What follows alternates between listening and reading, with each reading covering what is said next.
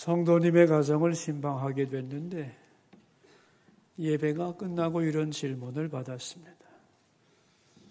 목사님, 제 남편의 병세가 위중하고 병원에서도 더 이상 손 쓸 수가 없다고 해서 요양병원에 입원을 시켰습니다.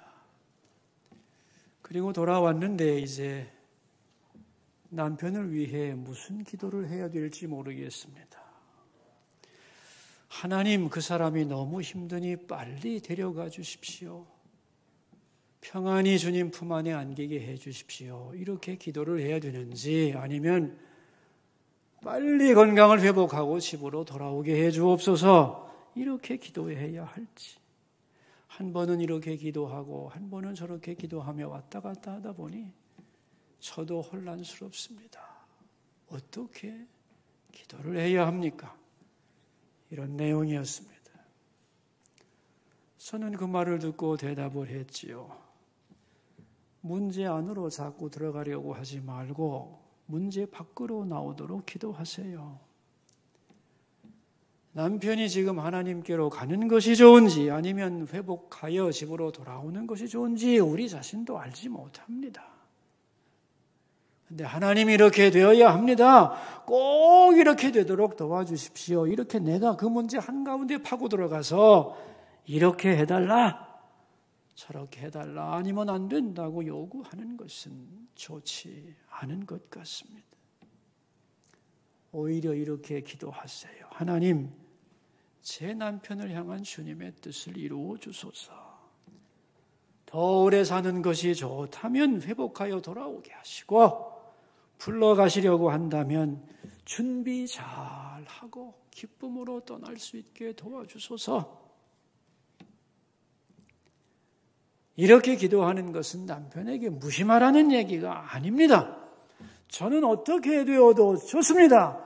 남편을 살려주시면 끝까지 사랑하고 함께 손잡고 남은 인생 걸어갈 것이고, 불러가신다 할지라도 나는 하나님 바라보며 잘 웃고 건강하게 살 것이니 주의 뜻이 이루어지기를 바랄 뿐입니다. 그렇게 기도하는 것이 어떻겠습니까? 여러분, 우리는 문제를 만났을 때 내가 문제 안으로 들어가서 주인공이 돼서 내가 원하는 대로 해결해 달라고 조를 때가 많습니다만은 잘 생각을 해보세요. 그 발생한 문제 속에 하나님의 뜻이 들어있을까요? 없을까요? 발생한 사건 속에 하나님의 뜻이 있을까요? 없을까요? 있겠지요. 그러므로 그 뜻이 이루어져야만 하는 겁니다. 그러니까 빨리 불러가 달라, 혹은 빨리 집으로 돌아오게 해달라는 것보다 더 높은 하나님의 뜻을 바라보아야 하는 겁니다. 이것이 문제로부터 벗어나는 비결입니다. 그러므로 문제 해결을 위한 기도가 아니고 문제로부터 탈출하는 기도를 해야 합니다. 문제로부터 탈출하는 기도란 그 문제를 하나님께 맡기고 내 마음을 하나님께 올려드리는 겁니다. 그게 하나님이 기뻐하는 기도고, 그렇게 기도할 때 하나님의 뜻이 그 안에서 온전히 이루어지는 것입니다. 그런 이야기를 나누었습니다. 여러분, 현미경을 가지고 작은 개미를 비춰보면 깜짝 놀랍니다. 너무 크고 무섭거든요. 확대됐기 때문에. 잠실에 가면 롯데타워가 있죠. 123층인가. 그 밑에 가서 꼭대기를 올려다보니 머리가 팽 돕디다. 얼마나 높은지. 그런데 비행기를 타고 높은 곳에서 보면 그 높은 빌딩이 작은 손가락같이 보이는 것입니다. 어떤 눈으로 바라보느냐에 따라서 그 크기가 변하는 것입니다. 내가 문제 바깥으로 나오면 그 문제는 자기 위치로, 자기의 크기로 돌아가는 것입니다. 그러나 내가 문제 속으로 파고 들어가면 그 문제는 너무도 크게 보이죠. 그래서 나 스스로 그 문제에 눌려버리고 기가 질려버리는 것입니다. 그런데 우리가 하나님을 믿는다면 하나님이 우리의 삶을 주관하시는 인도자 되심을 믿는다면 내가 아무것도 할 수 없는 그 순간에도 우리는 낙담하지 않을 수 있죠. 그리고 대신 기도할 수 있습니다. 하나님이 이 문제에 개입해 주기를 간구할 수 있죠. 그러면서 그 문제에서 벗어나게 되는 겁니다.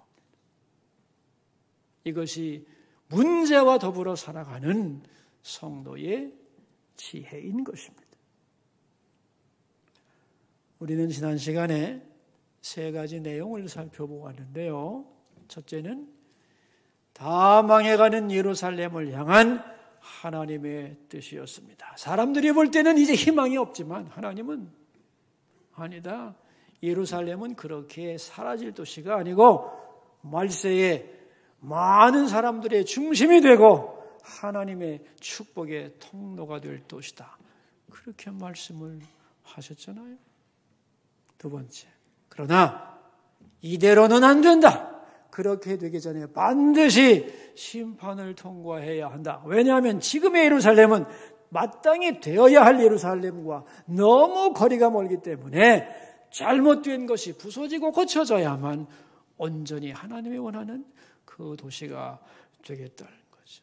압축한다면 인생을 의지하지 말고 하나님께만 영광을 돌리는 방향으로 바뀌어져야 된다. 세 번째, 마지막으로 오늘 우리가 할 일은 뭐냐? 하나님이 원하시는 그 길이 뭔지를 알고 그 길로 행하는 겁니다. 그 길로 발걸음을 내딛는 것. 그럴 때에 우리에게 진정한 미래가 있다. 이런 말씀을 나누었죠.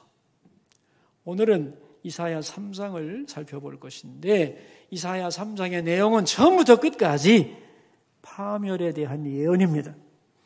그래서 이것을 그냥 읽게 되면 마음이 매우 무거워지고 두려운 마음이 생길 수 있는데 사실 잘 살펴보면 그 속에 하나님의 아주 깊은 뜻이 담겨 있다는 것을 깨달을 수 있을 겁니다. 이 3장의 내용이 크게 3가지인데 첫째는 하나님은 유다와 예루살렘이 의지하는 모든 것을 제해버리겠다고 선포를 하는 겁니다. 3장 1절인데요. 우리 1절 상반절만 읽어보겠습니다. 보라, 주 만군의 여호와께서 예루살렘과 유다가 의뢰하며 의지하는 것을 제하여 버리시되 너희들이 의지하고 바라고 신뢰하는 것을 싹 제거하겠다는 거예요. 그러면서 어떤 것을 제거할 것인가를 열거합니다. 먼저 뭘 제거할 것인가? 1절 하반절이죠. 읽습니다. 곧 그가 의지하는 모든 양식과 그가 의지하는 모든 물과 뭐를 제거하시겠대요? 양식과 물입니다. 여러분, 우리가 살아가면서 필요한 것이 굉장히 많은 것 같지만 마지막으로 압축하면 뭐냐 하면은 물과 양식이에요. 상황이 어떤가 하면 지금 적군에게 도시가 포위되어 있다고 생각하시면 되는 거예요. 여기서 버티고 살아남아야 되는데 마지막 필요한 게 뭐겠어요? 양식과 물인 것입니다. 이 경제의 마지막 지점, 핵심이 양식과 물인 거죠. 그런데 너희들 지금 양식과 물을 의지하고 있지? 내가 그 양식과 물을 제해버리겠다는 거예요. 참 무서운 말씀이죠. 자, 그 다음에는 무엇을 제거할 것인가? 2절과 3절인데 같이 읽습니다. 용사와 전사와 재판관과 선지자와 북술자와 장로와 50부장과 귀인과 모사와 정교한 장인과 능란한 요술자를 그리하실 것이며, 두 번째는 너희들이 너무도 군사력을 의지한다는 거예요. 그래서 이 군사 지도자들을 두 번째로 제거하겠다는 거예요. 그래서 용사와 전사와 50부장, 이런 사람들이 있으면 전쟁을 감당할 수 있는데 그런 사람들을 제하여 버리겠다. 세 번째는 일상의 안정을 위한 민간인 지도자들, 사회 질서를 위해 필요한 재판관, 선지자, 장로, 귀인, 모사들을 제거하겠다니. 마지막으로는 하다 안 되면 우상을 섬길 때 그들을 지도할 수 있는 이방의 종교 지도자들, 복술자, 요술자, 정교한 상인들. 자, 그러니까 여러분 보세요. 물질과 사람 중에 마지막으로 의지할 수 있는 그런 모든 사람들이 여러 종류가 있는데 그들을 싹 제거해 버리겠다는 거예요. 자, 그럼 이제 의지할 사람도 없어지면 누가 지도자가 될까요? 나라는 있고 사회는 존재하는데 쓸만한 지도자가 다 없어지면 누가 지도자가 되겠습니까, 여러분? 그런데 지도자가 없을 수는 없죠. 맞죠? 조직이 있는 한 지도자가 없을 수는 없는 거죠. 그래서 4절입니다. 읽습니다. 그가 또 소년들을 그들의 고관으로 삼으시며 아이들이 그들을 다스리게 하시리니. 그래서 소년과 아이들이 지도자가 되겠다. 즉 자격 없고 미련한 사람들이 지도자가 되어 나라를 망가뜨리게 할 거라는 거예요. 이게 심판이라는 겁니다. 함석헌 선생님이 쓰신 뜻으로 본 한국 역사라는 책이 있는데 그 책에는 이런 말이 나옵니다. 정치적 사회적 혼란은 하나님의 심판이다. 악한 지도자가 나오는 것은 그 나라, 그 사회가 악하기 때문에 그들을 심판하기 위한 것이다. 하나님이 어떤 나라에 복을 주시기 위해서는 좋은 지도자를 선택하신다고 말씀하고 있습니다. 자격 없는 지도자가 그 자리에 서는 것이 하나님의 심판이라는 거예요. 좋은 것을 제거하고 쓸모없는 것을 세운다는 것을. 자, 그럼 이렇게 질문할 수 있습니다. 왜 하나님은 유다와 예루살렘이 원하는 것을 제하시는가? 하나님이 복을 주지 않으려고 하는 게 아니고 복을 줄 수 없는, 능력 없어서 그런 것도 아닙니다. 복을 주면 줄수록 악을 행하고 죄가 늘어나기 때문에 더 이상 복을 줄 수가 없다는 거예요. 그러면서 그들이 범하는 죄가 뭔지를 열거합니다. 우리 한번 천천히 읽어보죠. 13절에서 17절. 자, 13절에서 17절을 읽습니다. 여호와께서 변론하려 일어나시며 백성들을 심판하려고 서시도다. 여호와께서 자기 백성의 장로들과 고관들을 심문하러 오시리니 포도원을 삼킨 자는 너희이며 가난한 자에게서 탈취한 물건이 너희의 집에 있도다. 어찌하여 너희가 내 백성을 짓밟으며 가난한 자 얼굴에 맷돌질하느냐. 주 만군의 여호와 내가 말하였느니라 하시도다. 여호와께서 또 말씀하시되 시온의 딸들이 교만하여 느린 목적을 통하는 눈으로 다니며 아기작거려 걸으며 발로는 쟁쟁한 소리를 낸다 하시도다. 그러므로 주께서 시온의 딸들의 정수리에 딱지가 생기게 하시며 여호와께서 그들의 하체가 드러나게 하시리라 그랬습니다. 두 가지로 죄를 나누는데요. 이 남자들의 죄는 뭐냐 하면 권력을 남용한다는 거예요. 그래서 재물에 치중한다는 거예요. 권력으로 재물을 탐한다는 거예요. 또한 상류층 여성들은 사치와 방종에 빠져 있다는 것입니다. 자, 이것이 이제 유다의 현실이라는 거예요. 자, 두 번째 내용은 뭐냐 하면은 그렇다면 그들은 왜 이러한 죄악의 길로 가게 되었느냐는 거죠. 굉장히 중요한 질문이죠. 여러분, 그들은 왜 죄악의 길로 나갔을까요? 이유는 간단해요. 하나님을 떠났기 때문입니다. 하나님을 떠나면 가게 되는 길은 죄악의 길이죠. 그런데 이 하나님을 떠나면 어떤 현상이 발생하게 되느냐 하면은 하나님으로만 채워야 하는 그들의 마음이 텅 비기 때문에 그 빈 자리에 세상이 추구하고 사랑하는 것들로 채우게 되어 있다는 거예요. 그게 권력이고 그게 재물이고 그게 아름다운 물건들이고 화려한 것들이라는 거예요.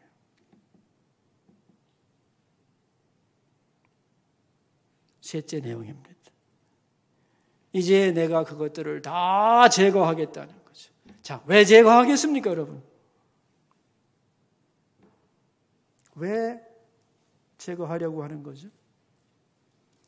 그것들은 너희들이 진정으로 좋아하고 의지하고 채워야 할, 붙잡아야 할 것이 아니라는 것입니다. 그걸 깨달으라는 거죠. 그러니까 강대국을 의지할 수도 없는 것이고 권력도 재물도 아름다운 물건들도 붙잡고 신뢰할 것이 아니라는 것입니다. 그럼 뭐만 붙잡아야 돼요? 예? 하나님만 의지하고 붙잡아야 된다는 거죠. 그렇게 하기 위하여 너희들이 의지하고 신뢰하는 것을 내가 제거해 버린다는 거예요. 16절 이하에 보면은 여성들의 상류층 여성들의 사치품, 옷과 장신구와 화장품도 등장을 하는데 읽다가 이런 생각을 할 수 있어요. 아, 이런 것도 가지지 말란 말인가? 여러분, 그런 뜻은 아닙니다. 아름다움을 추구하는 것은 좋은 것이고 좋은 물건을 갖는 것도 나쁘지 않죠. 문제는 그런 것에 올인한다는 겁니다. 왜? 마음이 텅 비었기 때문에 하나님을 버리고 빈 마음에 세상의 가치관으로 채우는데 그것 중에 하나가 그러한 물건들이기 때문에 오직 마음이 텅 비었으면 그것에 올인하는 인생이 되느냐는 거죠. 그럴 수는 없다는 거죠. 왜? 그것은 헛된 것이라는 거예요.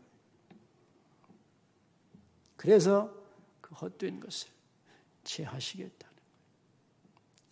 여러분, 우리가 인생을 살다 보면은 하나님이 내가 좋아하고 사모하고 갖고 싶은 것을 제하시는 것 같은 느낌이 들 때가 있나요? 있어요, 없어요? 있지요. 왜 그럴까요? 그런 거 믿지 말고 하나님께로 돌아오라는 거예요. 거기서 기쁨을 찾지 말고 하나님에게서부터 찾으라는 거예요. 하나님 자신을 줄 테니까 내게로 돌아오라는 것이에요. 자, 이 말씀을 듣고 이제 사람들은 어떻게 반응했느냐? 반발을 했습니다. 뭐야, 하나님이 다 제거하시고 다 망한다면 의인이 무슨 필요가 있는가? 거룩하게 살고 진실하게 살 이유가 뭐가 있는가? 죄인과 악인이 똑같이 망한다면 여기에 대한 대답이 우리가 읽었던 10절과 11절 말씀이에요. 다시 한번 읽어봅시다. 너희는 의인에게 복이 있으라 말하라. 그들은 그들의 행위의 열매를 먹을 것이며 악인에게는 화가 있으리니 이는 그의 손으로 행한 대로 그가 보응을 받을 것임이니라. 너희들 모두가 같은 나라 사람들이고 같은 도시에 사니까 그 도시가 피폐해질 때 똑같이 고난을 받는 것 같지만 아니라는 겁니다. 의인과 악인은 하나님은 거기서 다 구별을 한다는 거예요. 겉으로 볼 땐 고난인 것 같지만 의인은 거기서 자기의 행위의 열매를 먹을 것이다. 하나님이 그에게 마땅한 망하는 가운데서도 살 길을 찾게 해준다는 거예요. 그런가 하면 악인은 거기에 대한 자기의 행위에 대한 보응을 받을 것이다. 하나님의 심판과 구원이 같은 사건 속에서도 다 각각에게 따로따로 정확하게 임하겠다는 거예요. 설교 제목이 뭐예요? 행위의 열매를 먹으리라 그랬어요. 내가 어떻게 한 것에 대하여 하나님은 기억하시고 반드시 갚아준다는 거예요. 그러니까 하나님이 보실 때에 이 남유다와 예루살렘 사람들을 이렇게 보니까 너무나 세상의 것을 추구하고 그것을 가지려고 몸부림을 치고 껄떡거리고 있는데 그걸 보고 하나님이 진단을 내리는 겁니다. 너희들 왜 그러냐? 하나님을 떠났기 때문이다. 그래서 세상 것을 갈망하고 거기에 집착하는 것이다. 너희들의 빈 마음을 세상 것으로 채우려고 하는 것이다. 그러나 우리의 마음은 그것으로 채워지는 것이 아니라는 것이죠. 내가 어떤 것을 강렬하게 원하면 원할수록, 하나님 이외의 것을 원하면 원할수록 하나님과 나와의 거리는 멀어져 있는 것이고,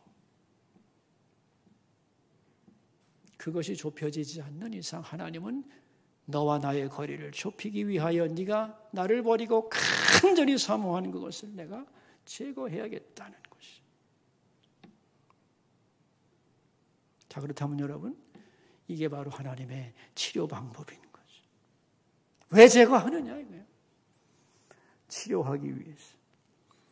네가 의지하고 사랑하고 갈망하는 것이 얼마나 허무한 것인지, 그걸 추구한 대가가 얼마나 씁쓸한 것인지 깨닫고 버리라는 거예요. 그런데 스스로 버리지를 못해요. 그래서 하나님이 부득이 빼앗아 버리겠다. 그 말을 제하여 버린다라는 말로 표현하고 있는 거예요. 왜? 그래야만 진정으로 붙잡아야 할 하나님께로 돌아와 하나님을 붙잡게 되기 때문에. 찬송가에도 있죠. 낭패와 실망 당한 뒤에 나아갑니다. 낭패와 실망을 당한 뒤에, 아니 낭패와 실망 당하기 전에 오면 좋지. 인간은 약해요.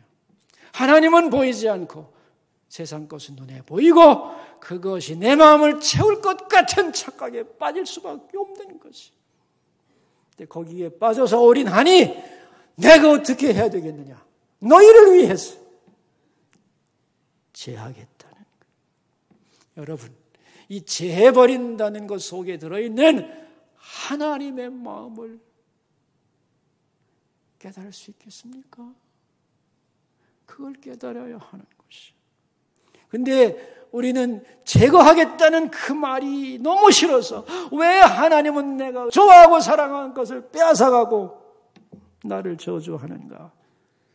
그렇게 생각하는데 아니라는 거예요. 이 무서운 경고는 뒤집어 말하면 사랑의 말이에요. 돌아오라! 세상을 의지하지 말고 내게로 돌아오라고 하는 강렬한 초청이다. 복음이다. 그런 뜻입니다.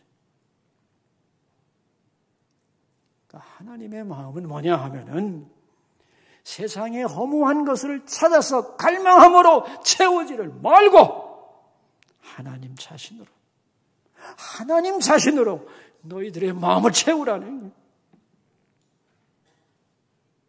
세상이 어느 것을 갈망하는 것보다 더 하나님을 갈망하고, 세상의 어떤 것을 의지하는 것보다 더 하나님을 의지하고, 어떤 물건으로 기뻐하지 말고 하나님 자신으로 기뻐하는 사람이 되라는 거예요. 왜? 우리가 하나님의 백성이기 때문에. 그리고 그것만이 진정한 행복이고 영원한 것이기 때문에. 그래서 하나님께 모든 가치와 기쁨과 만족을 두고 살아갈 때에 하나님은 모든 필요한 것으로 우리에게 채워주시는 것입니다. 하나님으로 만족하는 사람이 될 때에 내게 필요한 모든 것들을 아낌없이 부어주는 것이 하나님이죠. 여러분 모두 하나님으로만 만족하는 여러분 되시기를 축원합니다. 근데 여러분, 살다 보면은 우리가 때때로 하나님보다 더 의지하고 더 기뻐하고 더 좋아하는 것이 생겨날 수 있어요. 근데 경우에 따라서는 자기도 그게 뭔지 모를 때가 있어요. 근데 그것을 알아내는 방법이 있습니다. 8절에 보면 이런 말이 나와요. 8절, 우리 8절 한번 읽어볼까요? 예루살렘이 멸망하였고 유다가 엎드러졌음은 그들의 언어와 행위가 여호와를 거역하여 그의 영광의 눈을 범하였습니다. 그들의 언어와 행위가 여호와를 거역하며 그랬어요. 다시 말하면 내 말과 내 행동으로 하나님을 거역한다는 거예요. 우리는 이렇게 생각하죠. 내가 하나님을 믿는데 그리스도인이 어떻게 하나님보다 다른 걸 더 의지하고 사랑하고 기뻐하겠나? 하지만 아니다. 네 말을 들어보면, 네 행동을 들어보면 알 수 있다는 것이에요. 어떻게 알 수 있을까요, 여러분? 우리는 뭔가를 간절히 원할 때 이렇게 되었으면 좋겠다 그런 말 하죠. 그죠? 그 좋겠다고 하는 그것이 내 마음을 채워주고 만족을 줄 수 있다고 생각해서 그거를 사모합니다. 이렇게 되었으면 좋겠고 그것을 가졌으면 좋겠고 나름 이런 것들이 많이 순간순간 여러분의 입술에서 표현될 거예요. 부자가 되었으면 좋겠다. 돈으로 의지하는 거죠. 그 사람과 결혼하면 좋겠다. 그 사람을 의지하는 겁니다. 그 사람만 있으면 내 마음이 꽉 차겠다는 거죠. 그 회사에 취직하면 좋겠다. 일자리를 의지하는 마음이죠. 그런 것이 내 마음을 채우고 내게 위로와 기쁨을 줄 수 있는 것 세상에 많습니다. 여러분, 내가 무언가를 원할 수 있습니까? 없습니까? 소원을 가져도 돼요? 안 돼요? 가져도 됩니다, 여러분. 그런데 반드시 이것을 잊지 말아야 합니다. 하나님, 내가 이걸 원합니다. 이건 잘못이 아니에요. 그것이 있으면 참 좋겠습니다. 좋은 거예요. 그러나 나는 그것보다 하나님을 더 원합니다. 아멘? 이래야 되는 거예요. 하나님 없어도 난 이것만 있으면 되겠어. 안 되는 겁니다. 그것은 제거의 대상이 되는 거예요. 그래서 내가 원하는 모든 것보다 나는 하나님을 더 원합니다. 내가 의지하는 것이 많습니다. 그러나 나는 하나님을 더 의지합니다. 내가 기뻐하는 것이 많습니다. 있습니다. 그러나 나는 하나님을 더 기뻐합니다. 아멘. 이런 고백이 항상 여러분의 입술 속에 있기를 바라요. 원하되 하나님을 더 원하고 그걸 원하지만 안 되어도 하나님으로 인하여 기뻐할 수 있고 만족할 수 있으면 변치 않는다는 고백 위에 다른 것을 원하기도 하고 기뻐하기도 하고 그래야 한다는 것이. 그래서 하나님은 돌아오는 것이 행복이고 기쁨이고 영원한 것이기 때문에 오라고 부르는 그 행위가 우리에게는 고난으로 나타날 수 있다는 거예요. 우리 모두는 고난을 싫어하고 무서워합니다만은 사실은 고난보다 더 무서운 게 뭐냐 하면은 내 마음이 하나님을 떠나는 거예요. 그리고 하나님 이외의 것으로 내 마음을 채우려는 것이 정말로 두려운 것입니다. 내가 하나님 이외의 어떤 세상의 것을 더 간절히 원하면 원할수록 내 마음은 하나님으로부터 멀어져 있는 것이고